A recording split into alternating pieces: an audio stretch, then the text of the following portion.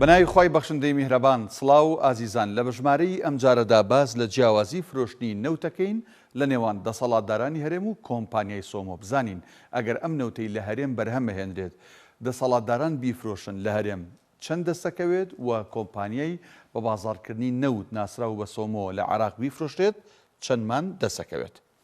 لە ئێسەدا ئەگەر وا دابنین نرخی بەرمیلێک نەوتی برێن بە 66 دۆلارە بێگومان عێراق بەهۆی کوالیتی نەوتەکەیەوە کەمتر لەو نرخە یعنی 2 دلار بۆ 3 دلار کەمتر ئەیفرۆشێ.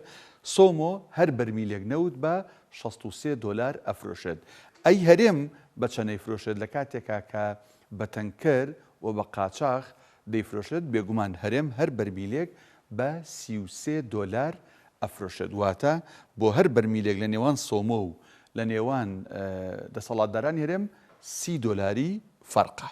باش ئەگەر بەپێی ئەو ڕێکەوتن و ئەو قسانەی کە هەیە لە نێوان دەسەڵاتدارانی هەرێم و بەغدا ئەگەر ڕۆژانە 280,000 بەرمیل نەوت بدرێتە کۆمپانیای سۆمۆ و هەناردەی دەرەوە بکرێت تەمان لە یاسای بودجەدا 400,000 بەرمیل هاتووە، بەڵام هەرێم 280,000 بدات 120,000 بۆ ناوخۆ بمێنێتەوە.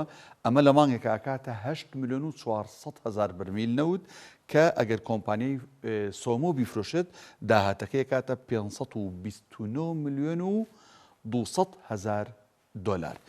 ئەگەر مانگانە لەلایەن هەرێمەوە بفرۆشرێت هەمان ئەو با بڵین 8,400,000 بەرمیلە ئەکاتە 277,200,000 دلار.